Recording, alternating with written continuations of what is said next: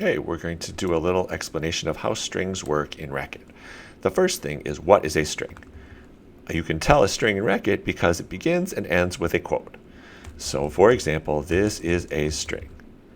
That's a single string that has a whole bunch of characters in it. Also, things like 1,380.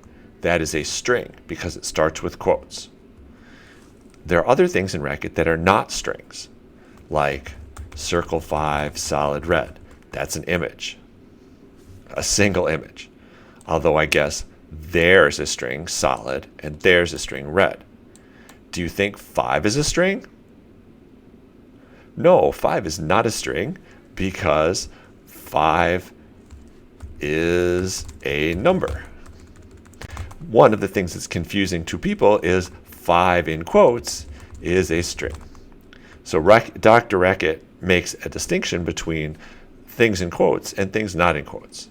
The same way you might say, let's say, how about this thing, quote, empty scene 300 by 200.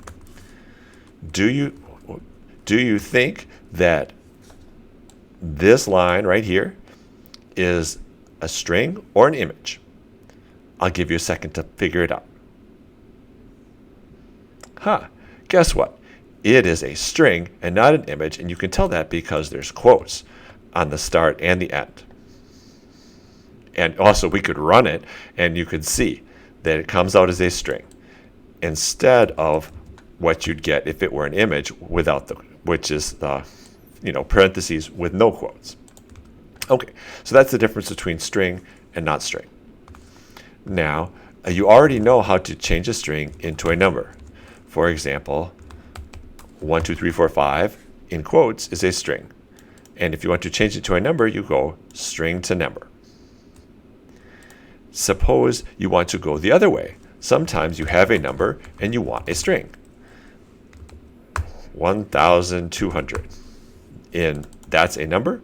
And this should produce the string 1,200. You could say that there was a check expect here. Same thing, I guess, if we wanted to say that when you change 1, 2, 3, 4, 5 into a number, that's what you get. Okay, let's run these and make sure they work. Yes, both tests passed. That's great. Okay, so now what do you think about, let's do a couple of possibly tricky questions. 6.25 or 1,200, oh, we already used that one. 1,294.639. Okay. Is this first thing a string or a number? Yeah, that's right. It's a number. How about this one? Yeah, you got it. That's a string. What do you think we have if we say text 7.25 and 24 point black? This is a tricky one. What do you think you get in this situation here? Text 7.25, 24 black. Is that a number? Two numbers? A string?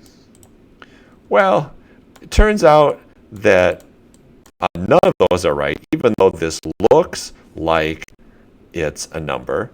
Like if you look in the bottom window, that 7.25 sure looks like a number. But if you ask Dr. Racket, is it a number, it will say false. Let's see, what else could it be? I think, is it a string? No, it's not a string. In fact, it is an image. Haha, it's an image of a number. All right, so that's a string to number and number to string. Now there's a couple more that we'll speed run here. String append. String append is beside for strings. So for some words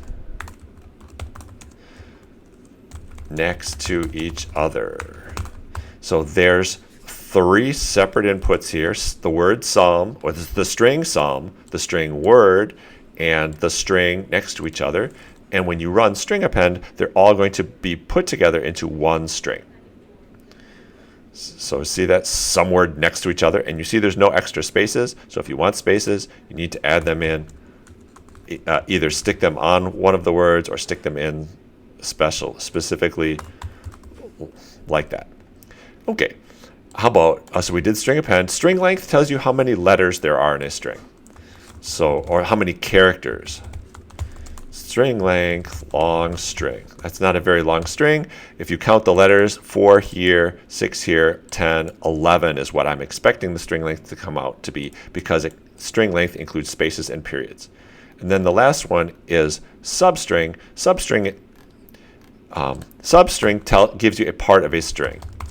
So here's my example, long string, and we'll do substring x starting with, the characters are all numbered. So 0, 1, 2, 3, 4, 5, 6, 7, 8, 9. It looks like there's, oh, well, start counting at 0, so the last number will be 10. So let's say if we want the N and the G that start at 2 and end at 4, the last number is not included. I like to think of them as 0 is the space before the first letter, 1 is the space before the second letter, so to speak, and so on. So there we go, substring 2 to 4. Sometimes you want to get the last parts of the string, so you could go substring subtract string length minus 3. Whoops, I didn't put x. And then we want to go to all the way to the end, string length x. There. And so that's using a string length to get the end. That's all we got for today.